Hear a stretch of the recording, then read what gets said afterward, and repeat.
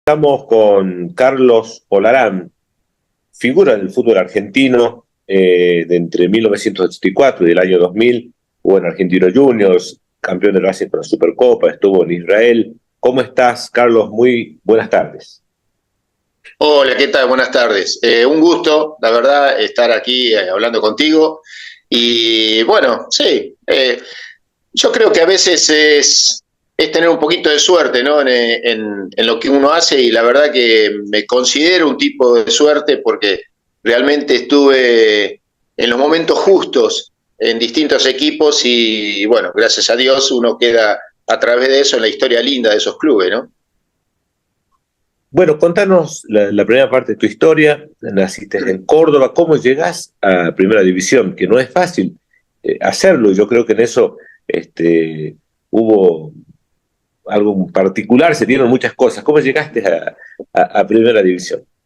Bueno, yo soy oriundo de un pueblo, Alejandro Roca se llama, al sur de Córdoba, cerca del Río Cuarto, Ruta 8. Y bueno, en ese momento, ahora ya creció, pero era un pueblo de 6.000 habitantes, más o menos, y por supuesto, sin televisión, sin juegos, sin teléfono y esas cosas. Y era jugar a la pelota, dejar el delantal cuando venía del colegio y jugar a la pelota todo el tiempo. Y bueno, ya a los 11 años, el equipo municipal de ahí del pueblo, viajamos a Santa Rosa de Calamuchita para el provincial de la provincia de Córdoba. Y bueno, y salimos campeones, así que bueno, esos fueron los primeros reportajes, un recibimiento que ya se cumplieron 50 años de aquella epopeya, y la verdad que fue todo un acontecimiento para el pueblo que aún hoy se recuerda, ¿no? Y tenemos un grupo muy unido de nosotros mismos, que somos como hermanos de la vida. Y bueno, ahí comenzó el asunto del fútbol, ¿no? Y después una vez, más o menos para el año 77, un fin de año, una conversación en la ciudad de Belleville, donde íbamos a pasar los fines de año con los abuelos, los tíos de parte de mi papá. Un tío mío me dice, entre vino y vino, ¿no? Entre copa y copa, me dice, me dijo tu papá que vos jugás bien al fútbol. Yo no entiendo nada porque soy de las bochas. Y realmente sí, medallas de bocha muy reconocido en Buenos Aires, y la verdad que dos tíos míos que realmente figuraron mucho en las bochas. Pero me dice, yo juego ahí a veces en Argentino Junior y tomamos un cafecito, un vinito con gente de Argentino y conozco ahí las inferiores, pero me dice, anda, si jugás bien, bien, y si no, te volvés a tu pueblo. Bueno, en ese fin de año estaba mi mamá, mi papá también, entonces ya los traje, yo con 15 años, y le digo, bueno, mirá, el tío me dijo esto, qué sé yo, sí, pero a vos todavía te faltan tercer y cuarto año, o sea, el secundario. Y me dice, bueno, empezaron a hablar y qué sé yo, bueno, vamos a ver en enero, vas a viajar con tu papá a Buenos Aires, que ya conocía a mi papá a Buenos Aires, y vamos a ver ahí, después vemos qué pasa con el estudio. Y ahí fue todo lo que se organizó para llegar a Argentino Junior. Argentino Juniors, y ahí te tocó más o menos en la época que estaba Diego Maradona surgiendo.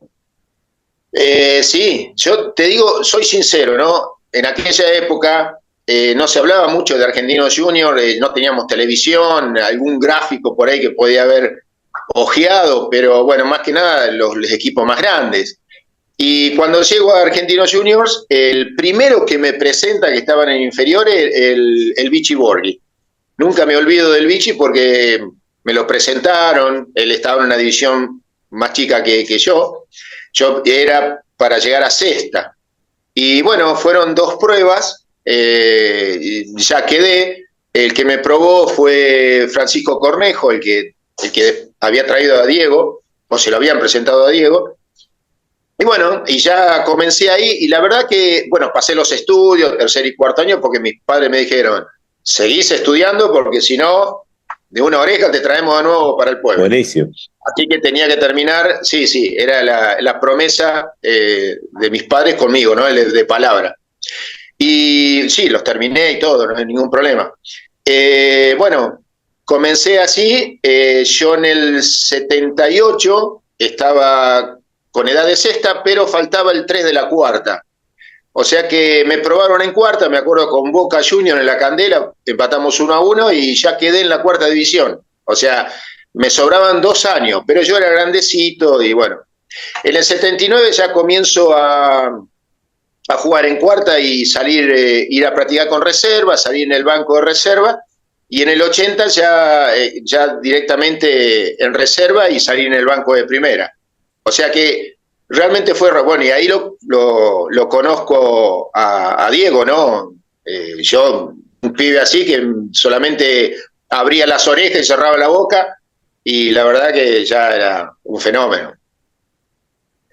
Buenísimo. Y bueno, y después de tu época Racing, un Racing que venía de mucho tiempo de frustración, de estar en el descenso, problemas económicos, financieros, el equipo alquilado, la cosa que no venía bien, y de pronto, a partir del 85 concretamente, la cosa empieza a mejorar. Y tuvimos la suerte, los hinchas de Racing, de vivir momentos muy lindos, donde el Racing pasó a ser de pronto competitivo a nivel nacional, a jugarle de igual a igual a River, a Boca, y también en competencias internacionales. Es más, la última competencia internacional que seguimos festejando los hinchas de Racing fue la Supercopa, que te tuvo como protagonista. Contarnos en primera persona cómo fue estar con esos compañeros, ese plantel, todo eso que se vivió.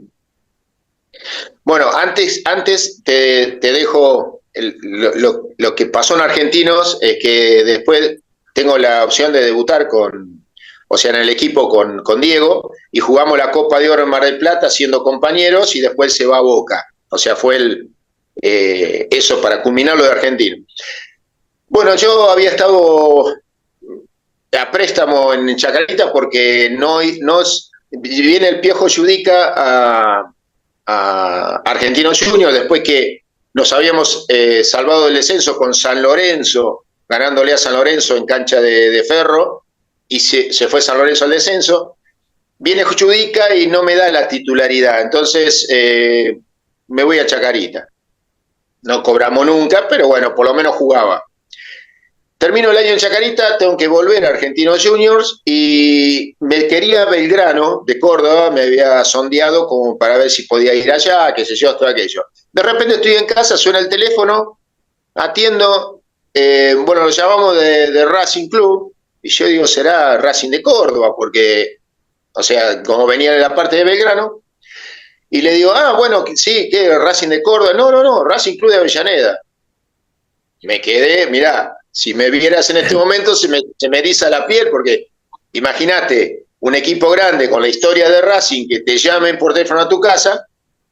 Bueno, y lo que pasa es que el profe Álvarez, que habíamos salido campeones con Argentinos Juniors del Nacional Metropolitano ese año, que estaba con Saporiti, estaba en este momento con el anterior a Basile, ahora se me fue el nombre, que era el arquero de Racing de aquella época.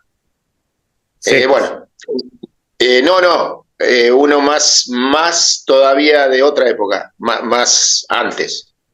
Bueno, ahora se me fue el nombre. Estaba con Rocky era el ayudante de campo. Y el profe era el profesor físico. Y bueno, andaban buscando un 3 porque Sicher no le habían prorrogado el contrato, tenía que volverse a su club. Y bueno, me habló de mí y me llaman, y bueno, la verdad, no me olvido más. Me acuerdo que el presidente era Rinaldi. Entro a la oficina de Rinaldi y veo ese escudo grandote, que lo había visto en mi pueblo porque mi hermana era hincha de Racing y mi compadre hincha de Racing. Y aparte yo jugaba para un equipo, hay dos equipos en el pueblo, ¿no? Colonia y Pabellón Argentino, que era la camiseta de Racing y el otro era la camiseta roja, o sea, siempre los clásicos. Así que el escudo ese me impactó, me quedé ahí.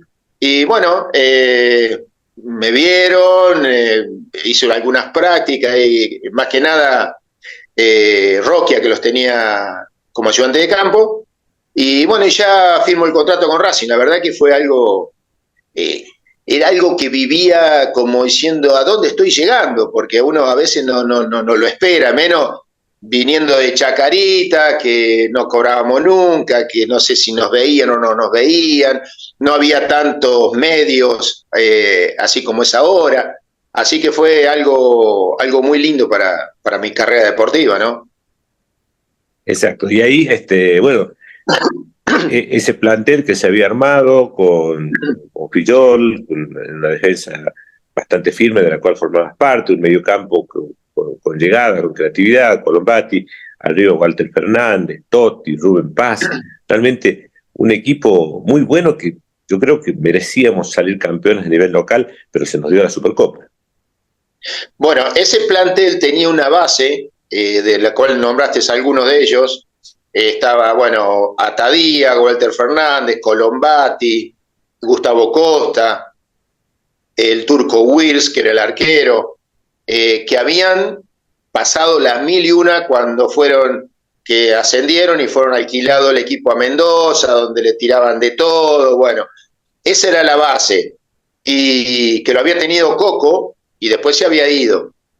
Entonces, después, bueno, llegó Fabri, llego yo, después ya cuando vienen de Mendoza, y después se fueron agregando jugadores y la verdad que se formó un plantel en el cual las cabezas de Basile, el panadero Díaz como ayudante y el profe Álvarez, fue algo realmente decisivo en la formación de ese plantel y la fuerza que agarró, que hace 30 y pico de años y seguimos teniendo un grupo donde nos juntamos, nos saludamos todos los días. Hoy mandé el buen día como de costumbre al grupo, seguimos todos en contacto y la verdad que se formó un grupo muy fuerte, porque no hay que olvidarse que estábamos peleando la Supercopa, salíamos campeones de la Supercopa y nos debían 2 meses y medio y a veces no teníamos ni para ponernos hasta el auto. O sea, esas cosas vivíamos. Pero era tan fuerte ese grupo que estaba fuera y dentro de la cancha. Y dentro de la cancha había cada jugador, vos no lo nombraste recién, pero había un morochito, el negro Ludueña, que era un 5 espectacular, el cual no sé si solamente era 5 o enganche también. Y después, bueno, vino Rubén Paz también. Bueno, en ese momento ya se había agregado el Pato. O sea, fue un grupo homogéneo en el cual había algunos jugadores consagrados, ejemplo el Pato, Rubén Paz, el Toto Iglesias, otro que estábamos en el medio, que estábamos ahí, que no habíamos ido ni para arriba ni para abajo, estábamos en un nivel. Y después muchos pibes de abajo que conformaban una reserva espectacular, que sí, el señor Juan Di Stéfano se hubiera dignado a ponerse del lado nuestro y del lado del equipo donde debería estar, o debería haber estado, ese equipo era para salir campeones, qué sé yo, 2 o 3 veces o tres temporadas, seguro. Realmente, por allí, uno de los pocos jugadores que, leyendo tus comentarios o declaraciones en algún momento, uno como hincha, yo me acuerdo que fue incomprensible lo que pasó, por ejemplo, no quiero profundizar, pero lo que pasó esa vez con Navarro Montoya, en ese partido. Yo creo que si se hubiese en esa época trabajado juntos los dirigentes, con el equipo, con el hermoso plantel que teníamos, con el cuerpo técnico y con la hinchada que siempre estaba, yo creo que se tenía que haber dado. Lamentablemente, en esa época primaban intereses personales o espurios de parte de la dirigencia y no favorecieron este momento histórico que los vientos eran a favor. Mirá, si me permitís, yo lo digo siempre y todos lo saben que lo voy a seguir reiterando mientras tenga vida, ¿no? Ese partido, Boca necesitaba ganarlo imperiosamente porque era el último partido del año para poder entrar en la Copa Libertadores y desplazar a, creo que era argentino o español, no sé quién estaba segundo. Nosotros ya estábamos clasificados. Entonces ese partido lo tenía que ganar Boca de cualquier manera. Bueno, esto yo me entero estando en Israel, porque Darío de Cud fue para allá a probarse un equipo, yo lo recibo en mi casa, de sobremesa y qué sé yo. Me dice, ¿y te acordás la bomba Navarro Montoya? ¿Y cómo no me voy a acordar? Digo, ¿cómo nos, hablando mal y pronto, cómo nos cagó AFA? ¿Qué AFA? Me dice. ¿Cómo? Digo, y si nos cagaron los árbitros, No, el presidente nuestro. ¿Cómo? Yo, ¿cómo el presidente nuestro? Bueno, averigualo. Lo llamo a Gustavo Costa, que estaba jugando en Locarno, en Suiza, y es mi compadre, el padrino de mi hijo, y le digo, che, Gustavo, yo llamando a Israel a Suiza, mira, acá está Darío que me contó esto, sí, ¿que no lo sabías? No, le digo. Bueno, ¿cuál fue la historia? No lo sabíamos ni los jugadores, ni el cuerpo técnico, y por supuesto menos ustedes, que eran los hinchas. Di Stéfano había arreglado un dinero que era por platea o qué sé yo con el presidente de Boca, en el cual sabíamos que Di Stéfano le daba un dinero a un sector de la hinchada, eso se sabía. Que había que, de alguna manera, si no podía ganar Boca, nosotros lo teníamos acorralado a un ahorro Montoya, peloteándolo contra un arco. ¿Cómo será que yo ni pasaba para el arco del Pato? Estaba en la mitad de cancha, así que imagínate, estábamos ahí, pim, pum, pum, pum, de repente una bomba, no tenía sentido. Y después el acting del mono con los demás.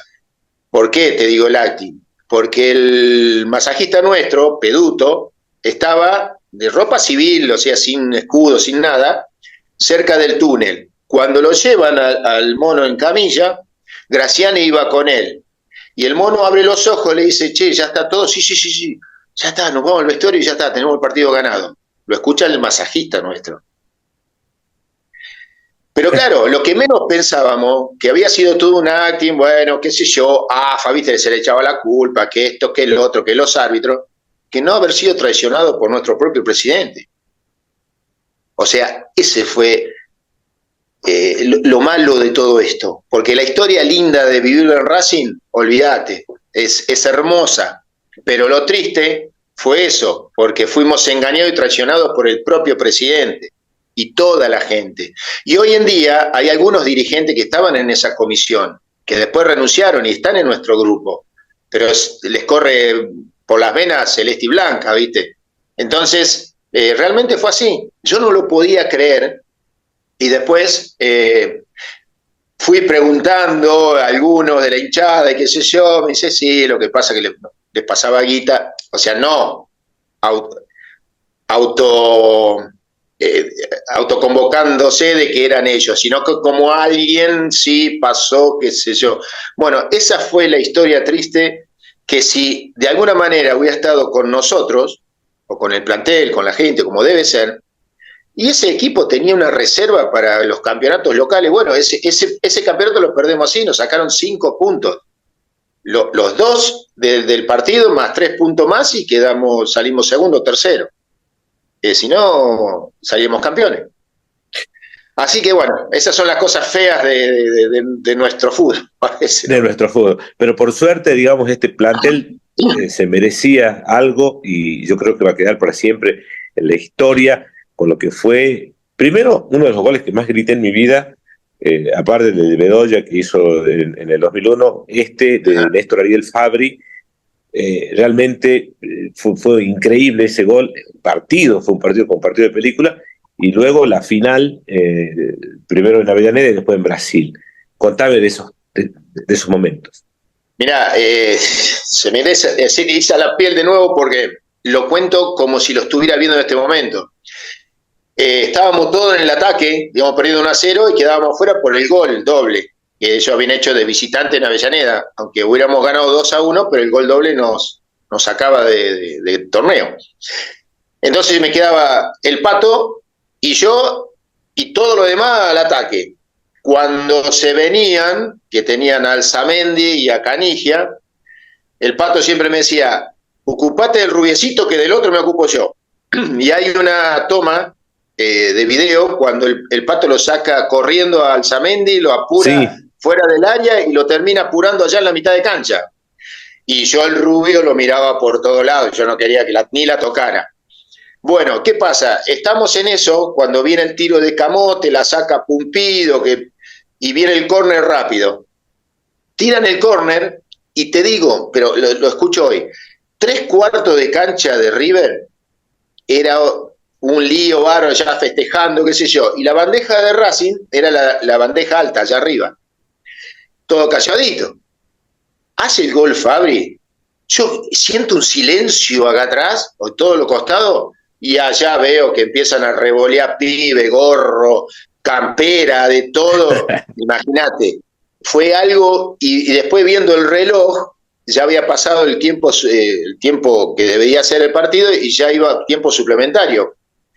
O sea, yo creo que si un director hubiera dirigido una película, hubiera hecho eso, todos diríamos, oh, qué fantasía, mirá, es una película. Y realmente fue realidad y fue algo quizás más significativo eso todavía que la propia final. Aunque la propia final, bueno, ya tener la copa y todo es otra cosa. Pero te digo que fue algo muy significativo para nosotros y que quedó grabado todo el tiempo, y por supuesto para la Tota, ¿no? Que no lo paraban no lo podían hacer callar de los gritos que pegaba. Qué lindo, qué lindo. Realmente fue algo, yo me acuerdo que yo estudiaba en ese tiempo en Tucumán y estaba en una pensión y estaba en una pensión donde había una viejita que era la que nos alquilaba y ya estaba durmiendo Uh ella -huh. y todos estábamos en silencio, estaba con compañeros viendo el partido. El asunto que pegué el grito, que se levantó la viejita, se levantaron los vecinos, no me importaba nada, fue realmente algo maravilloso. No, no, fue algo muy lindo, muy lindo. Y después, bueno, Y de, ya vino la final con un equipo.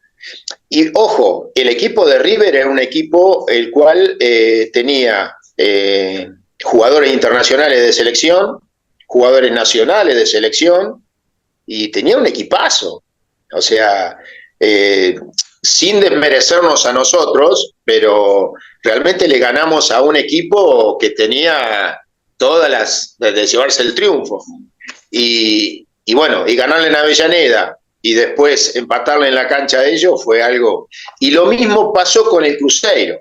O sea, el Cruzeiro venía muy bien, con jugadores de selección, y bueno, se le dio vuelta el resultado en Avellaneda y allá quizás a lo mejor fue distinto porque ya el gol de Catalán fue en el primer tiempo y después lo pudimos manejar, el empate de ellos creo que faltaba 10 minutos, entonces no fue tan fantasioso, digamos, como fue la semifinal, pero bueno, sí.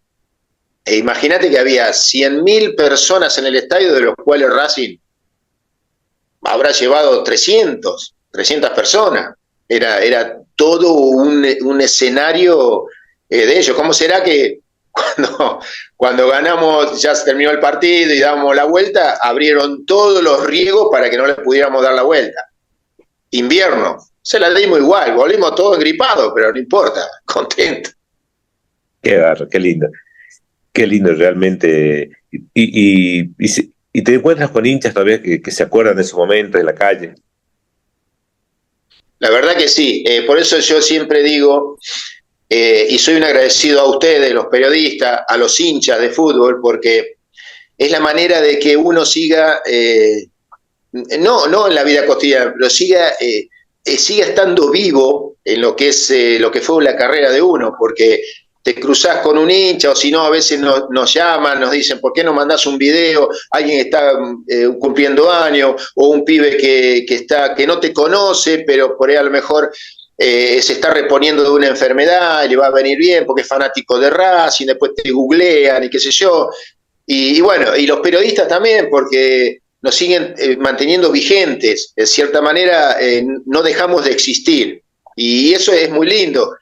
Yo me acuerdo que fuimos a una filial de Invitados a Tierra del Fuego, y bueno, llegamos allá, jugamos 2 o 3 partidos, fue Atadía, La Madrid, Ítalo Ortiz, Fabio Costas y yo. Y bueno, y se me acerca un señor en ese momento, supongamos habrá tenido 80 años, todo así temblando, qué sé yo, y me agarra el brazo y me dice, ¿sos vos? Y le digo, sí, señor, somos nosotros, somos.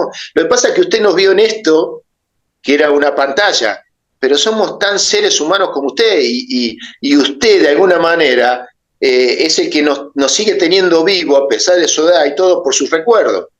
No, se le caía la lágrima a mí también, porque la verdad que era algo muy emotivo, y eso es muy lindo para nosotros, hermoso.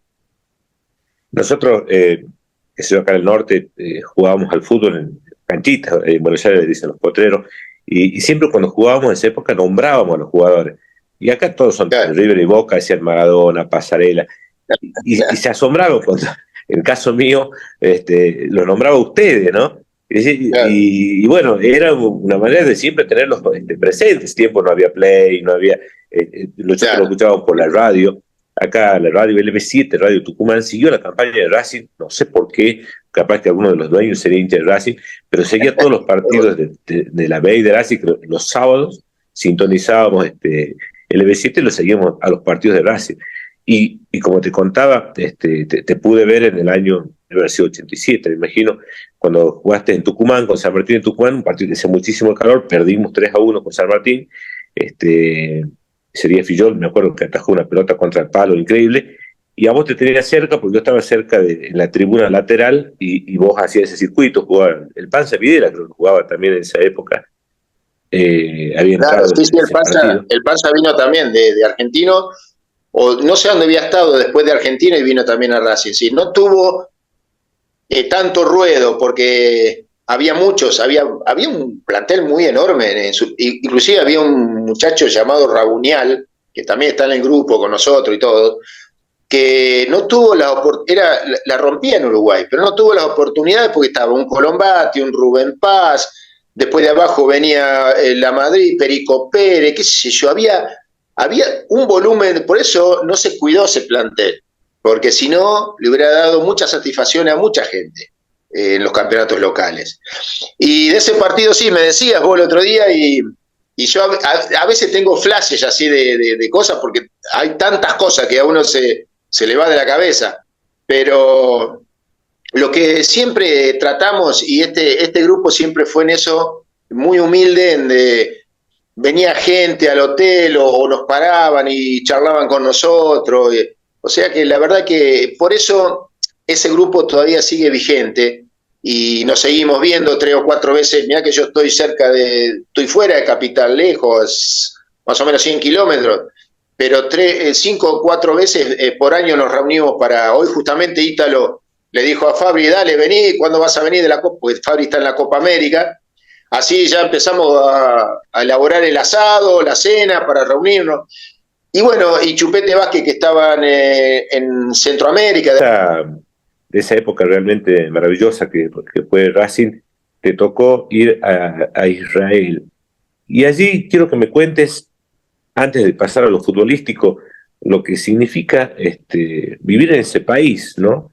Donde conviven tres grandes religiones, como son los musulmanes, los judíos, los cristianos, en un ámbito político siempre es presente, es más, en la actualidad sigue el conflicto ahí, Palestina, Israel, Irán, Irak, Estados Unidos, todo el mundo participa, pero contanos cómo fue vivir allí. Bueno, en principio, ¿me escuchás bien ahí? Sí. Bueno, en principio, o sea, yo jugué en Racing, mejor dicho, 4 años, ¿no? Doy el pase a préstamo por $25.000, a los 2 años me compran el pase, pero nunca más arreglamos contrato. Así era Racing. Entonces, a los 2 años yo quedo libre por el 20%.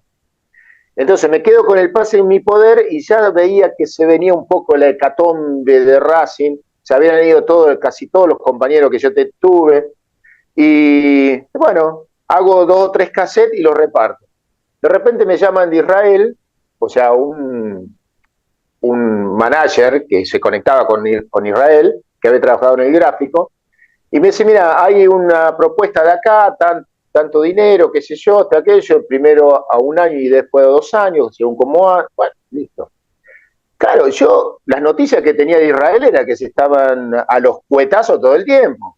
Pim para allá, pim por acá, ¿qué más de fútbol ahí? Digo, no entendía nada. Averiguando, Oscar Garré, después del Mundial, fue a jugar allá. Entonces digo yo, lo llamo a Oscar. Oh, ¿qué tal, Carlos? Oscar, nos conocíamos de colegas, ¿no?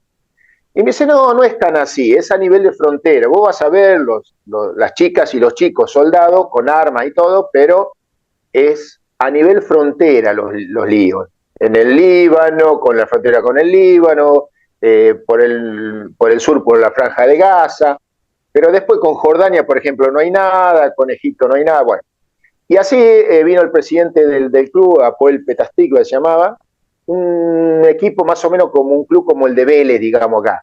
No, ni grande ni chico, como digamos como Vélez Sarsfield. Y bueno, estuvo en mi casa, en mi departamento, qué sé yo, arreglamos un precontrato y bueno, ya fui a la pretemporada que se hacía en Holanda, hacían la pretemporada.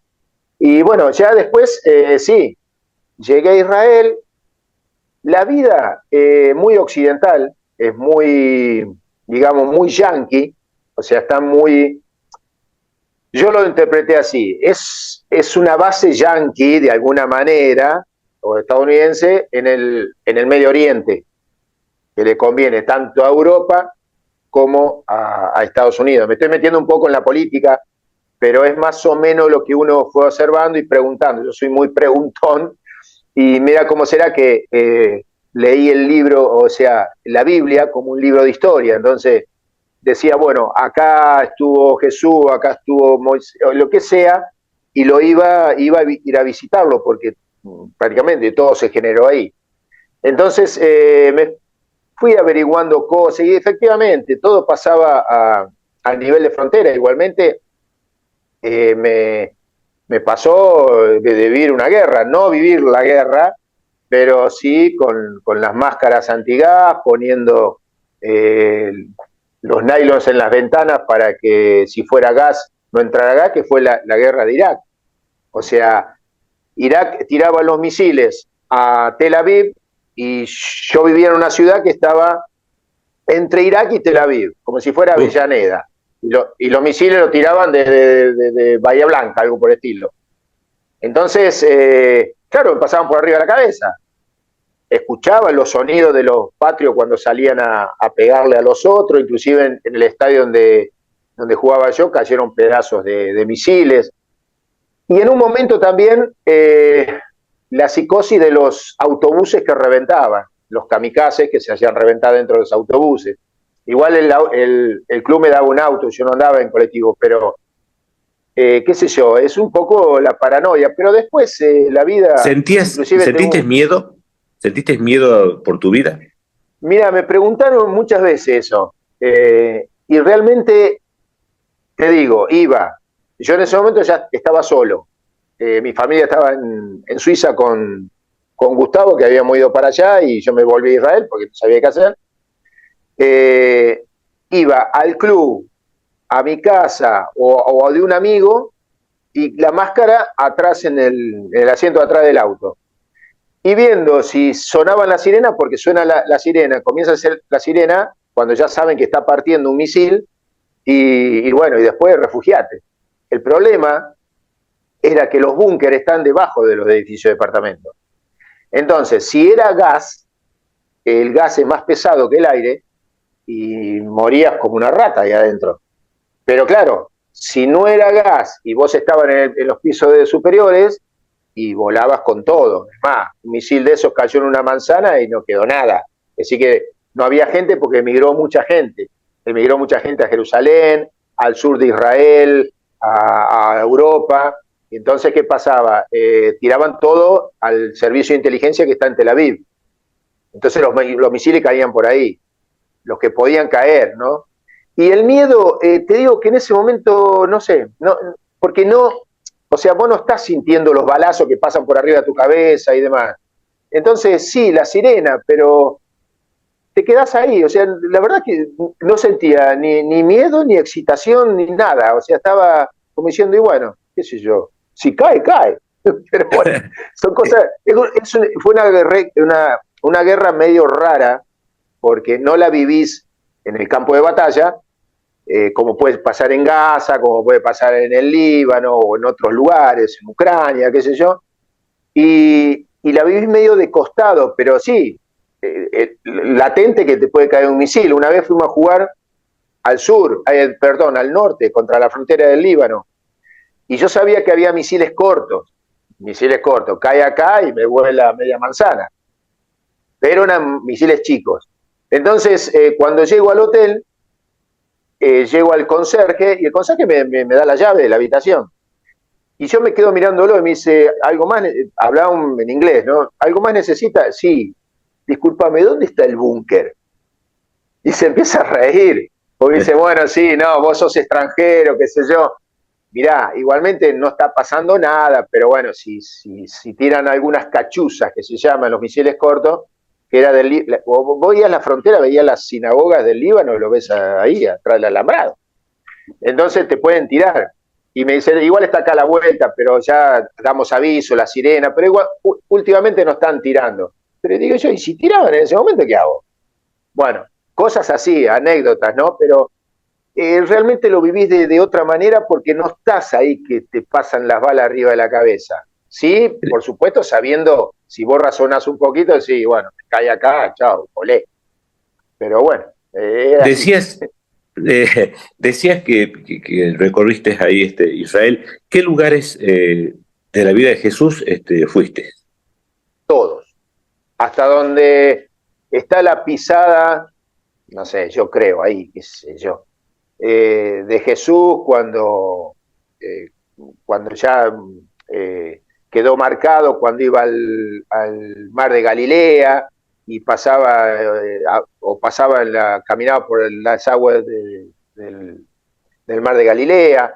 Después la tumba, que hay dos versiones, una está fuera de la muralla de Jerusalén, donde dice que es la verdadera, pero la Biblia habla de, o todos van a, donde salen las imágenes para los días santos y demás, que es ahí dentro de la capilla, ahí dentro de la muralla, donde está, digamos, patrocinada por los ortodoxos griegos. Pero es algo muy loco porque a la izquierda tenés la capilla de los cristianos, tenés el muro de los lamentos, que también ahí vas a meter un papelito para pedir deseos, qué sé yo, todo aquello, tenés que entrar con la equipa, pero puedes entrar, o sea, siendo católico puedes entrar. Y arriba de la muralla, para atrás, tenés ay, ¿cómo se llama el de los musulmanes? Bueno, tiene un nombre, pero, o sea, das la vuelta y entras a donde están los musulmanes. Es algo loco y es algo que no va a terminar jamás. Porque nosotros, mirá, una vez Fantino me hace un reportaje, yo estando en Israel, y se quedó hablando se quedó loco, porque yo le decía, cuando no hay fanatismo se pueden lograr muchísimas cosas. Nosotros en el plantel teníamos un ortodoxo ruso, podía haber dos extranjeros, un ortodoxo ruso, yo cristiano, por supuesto la mayoría judíos, y tres musulmanes. Salimos campeón de la Copa del Estado y fuimos a jugar las Copas de Campeones de Europa. Y un plantel que hasta el día de hoy no tuvo más ese equipo, y hace poco se conmemoró los 30 y pico de años también de los 30 años de haber salido campeón. Y se pueden lograr cosas. Lo que pasa que cuando hay fanatismos e intereses políticos y materiales, en cierta manera te usan la gente. Y de esa manera no termina más, porque el sentido fanático, musulmán, fanático, estamos hablando, porque con los pibes justamente ayer, Oda Rifat, ya, musulmán, y es el cumpleaños de él, y todo el grupo, hay judíos, estoy yo, los felicitamos, y feliz cumpleaños, que pin, que pan, pero el fanatismo musulmán dice que quiere al judío en el mar Mediterráneo, o sea, en el medio del mar, ni pisar la playa. Y para los judíos, esa tierra es lo único que tienen como base, porque cuando Hitler los corría como conejos no sabían dónde meterse, por eso se esparcieron por todos lados, inclusive la Argentina. Entonces, ¿qué pasa? Lo van a defender a muerte. Y no se va a terminar más, porque hay intereses creados de grandes potencias, intereses creados en Europa, intereses creados por el lado de Irán, Siria. Entonces no utilizan, en cierta manera, la franja de Gaza y parte del Líbano para estar siempre en conflicto.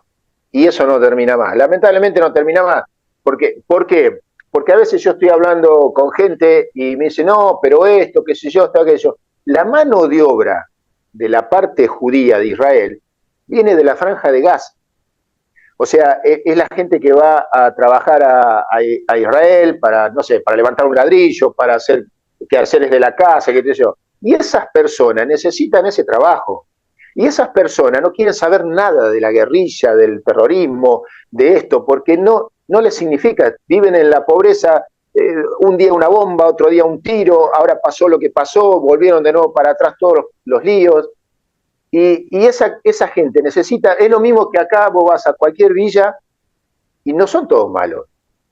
Hay gente que realmente no puede salir de ahí, pero va a trabajar. Bueno, lo mismo pasa ahí, pero son utilizados como para estar siempre en lo mismo. Si en la guerra de Irak fue comprobado de que había tanques de guerra, camiones camuflados, y yo, que se lo había vendido Italia. Y después estábamos en contra de Irak. O sea, son cosas que trascienden lo que es la parte humana, ya se va a otro lado y no se termina más, lamentablemente. Pero después, bueno, volviendo a lo que es el fútbol, la verdad que es muy, muy lindo, muy bien. Quedé, por eso decía al principio que hay que tener suerte también, ¿no? Porque quedé en la historia linda de ese club y saliendo campeón y un grupo fenomenal. Y después la vida bien, tranquila, o sea, la gente va a la playa, la gente va a los bailes, inclusive ahora que llovían tantos misiles, yo le preguntaba a los pibes, che, Beni, che, Oda, che, están, Nir, ¿cómo están? ¿Qué sé yo? Hasta que, no, me dice, acá estamos tranquilos, dice, el escudo nos protege, nada. Qué O sea, bárbaro. sigue siendo todo frontera. Y por supuesto los soldados, ¿no? Que tienen que ir ahí. Qué experiencia de vida realmente, una La historia, ¿no? verdad que sí. Desde Córdoba, divisiones inferiores de argentinos, primera de argentinos, llegar a jugar con Racing, campeón, y después esta experiencia de vida de estar en Israel. Y bueno, hoy se te ve muy, muy contento, muy feliz en tu vida particular. Contame de tu presente. Bueno, bien, tranquilos, aquí viviendo en Doncelar, quizás no significa mucho el nombre como significó para mi mujer y yo cuando vinimos acá, en cierta manera, porque uno, o sea, tuvo una carrera, pero no había mucho dinero, o sea, no se hacía mucho dinero. Y cuando yo me voy a Israel con un buen contrato para traerme dinero en dólares y qué sé yo, acá el señor riojano que estaba de presidente me pone el 1-1 y no pude hacer una diferencia mínima y no más, y no es como ahora que hay muchos mercados. Entonces, bueno, por necesidad económica vinimos acá y digo, uy, ¿dónde será? Está camino para Bransen por la 210. Y, o sea, si salgo del estadio de Racing, llego a Doncelar, después de una hora y pico de viaje, ¿no? Y bueno, cuando entramos, a mí me impactó porque me recordó mi pueblo, o sea, donde yo había nacido y era muy, muy parecido. Si acá salgo a 1 kilómetro, ya tenemos las vacas, las ovejas, un silencio, tranquilidad, pájaros. Mi mujer trabaja en escuelas rurales, así que yo ando siempre caminando tenemos 2 perritas. Y bueno, y después, bueno, ella tiene los colegios, secundario acá, la escuela rural en el campo, y yo tengo ya desde el 2001 que estoy trabajando en un club de country, o sea, una liga de country, y ahí comencé con los más grandes, después jugando también con ellos cuando yo dejé el fútbol, y hoy tengo 2 divisiones de menores y una de primera, que lindo plantel. Ya el año pasado ascendimos con la primera, saliendo campeón, la quinta salió campeón y ahora la quinta salió campeón también de la apertura. Pero esto a nivel amateur, ¿no? O sea, hay muy buenos jugadores, pero no necesitan el dinero. Exacto. Entonces, claro, o sea, los padres prefieren que hagan el doble turno de colegio, que sigan una carrera y no ver, porque el fútbol inferior es tener que ser constante, o sea, tienen que estar todos los días y ya es otra cosa. Y bueno, estos chicos están, no digo que vivan en una burbuja, aunque es casi una burbuja, pero están a otra cosa, a otro nivel. Y a mí, la verdad que no es mucho dinero, pero es tranquilo, los entreno 2 veces por semana, competimos los fines de semana, y la verdad que es lindo, lindo, llevadero, y y fuera de estrés, que es lo importante. Carlos, un mensaje para los jóvenes que le puedas transmitir. Yo lo que le digo siempre a los chicos, porque acá a veces yo compito, juegan al rugby o juegan al hockey, el fútbol, y yo le digo, uy, qué lástima, porque tenés condiciones para seguir jugando con el fútbol, yo los quiero tener porque andan bien. Que hagan siempre el deporte. Siempre que, no importa cuál sea el deporte, inclusive hasta, mirá, hasta si hacen boxeo, son inculcados de una manera por un profe, de una manera, una forma de vida, más allá que es una vida de golpes, pero es un deporte. Y que no dejen, porque el deporte te saca de todos esos vicios malos, digamos, porque de una manera tenés que cuidarte el físico, si tenés que rendir y te preocupás, tenés que estar bien, descansado. No digo que puedas ir a bailar y tomarte un traguito como lo hacemos cualquiera, o lo hicimos, pero dejar fuera esas cosas feas que son la droga, que son esas pastillas que lo único que interés que tienen es en aquellos que lo venden, que no se drogan, pero te lo dan como para que vos después seas el cliente de ellos. Entonces, que sigan haciendo deporte, no importa el deporte, ojalá fútbol, pero no importa el deporte porque es la manera de zafar y salir de todas esas cosas. Así que el mensaje sería ese, nunca dejar de hacer el deporte. Carlos, realmente un gusto, como amante del fútbol, como hincha de Racing, pero sobre todo de esta charla se desprenden tus valores, tus principios, tus ganas de superarte, de buscar siempre un ideal, de lo que es la amistad, la familia, el respeto, la humildad. Así que realmente muy feliz en lo personal de haber compartido esta charla y bueno, desearte lo mejor de los éxitos de lo que estás emprendiendo y como siempre los hinchas de Racing que peinamos canas, muchas gracias por las alegrías que nos han brindado. No, gracias, como ya te dije antes, gracias a ustedes por tenernos siempre presente. Y yo creo que no hay que olvidarse de las raíces, siempre digo lo mismo. Uno tiene que tener las bases bien presentes, lo que nos enseñaron con humildad nuestros padres, y de alguna manera uno tuvo la suerte de tener grandes maestros en la vida futbolística, muy buenos maestros que nos enseñaron de todo, de la vida, del fútbol, y no podemos ser egoístas, eso lo tenemos que, por supuesto, al que quiera oírlo, ¿no? Pero no nos podemos guardar de eso, sino que siempre darlo. Y esa es una manera de pagar todo lo que nos dieron, seguir dando e inculcando a los chicos las cosas buenas de la vida, porque a veces hablamos no solamente de fútbol, sino de otras cosas, y los chicos te escuchan. Y cuando vos le hablas con franqueza, con humildad, mirando los ojos, eso les llega. Así que bueno, eso es lo fundamental para mí. Lo que uno absorbió con humildad, darlo a los dirigidos. Y a ustedes, desde ya, muchísimas gracias por tenernos presentes siempre, ¿no? Porque si no estaríamos olvidados. Bueno, muchísimas gracias, Carlos Balarán.